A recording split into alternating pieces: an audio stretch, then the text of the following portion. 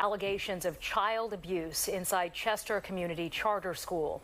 20 people who work there are facing charges, with the number of alleged victims at more than 24. And tonight we're hearing from more parents fearing for the safety of their children. Here's our Chris O'Connell. One parent tells me she was sick to her stomach once she heard about these allegations. 26 students from an emotional support program at the school have been identified as the victims, and the Delaware County District Attorney calls that abuse systemic and deliberate against the most vulnerable. My children came to me on several occasions about what was going on with the school, where I took pictures of my children's bruises. This Chester mother didn't have to read the 84-page criminal complaint to know what happened to her son. He's listed as one of the 26 victims of abuse who were students at the Chester Community Charter School in Chester Township.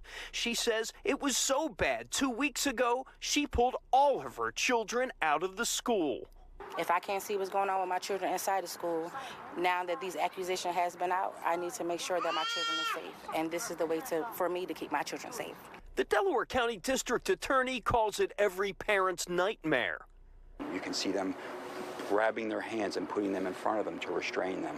Oftentimes you can see them then using their knee to take the child to the ground. 20 people who worked at the school's West Campus are being charged with abuse-related crimes, 9 of them with unlawful restraint and assault. Investigators say surveillance footage late last year showed over 100 incidents of workers at the school abusing children in the K-5 TASK program for students who need emotional support. Complaint says the defendants used painful techniques such as pinching students on the neck, holding them in restraints, threatening them with shoulder work, and forcibly bringing children to the ground. 11 others at the school are also charged with witnessing but not reporting the abuse. Many of those charged work for a third-party contractor called Peak Performers Staffing, whose website is currently down. When you send your child to school, that somebody who is being paid to take care of your child is actually hurting them is just frightening. Just as a human being, it's awful. In a statement, the school says they are outraged by the company they hired to work with kids, saying, quote, Peak Performers had not completed necessary training, did not have proper knowledge in their field, and were completely unqualified to manage children. Too late for this parent who is warning others at school. I want the children, not only the children, but also the parents of the children to also feel safe when these children are in their care.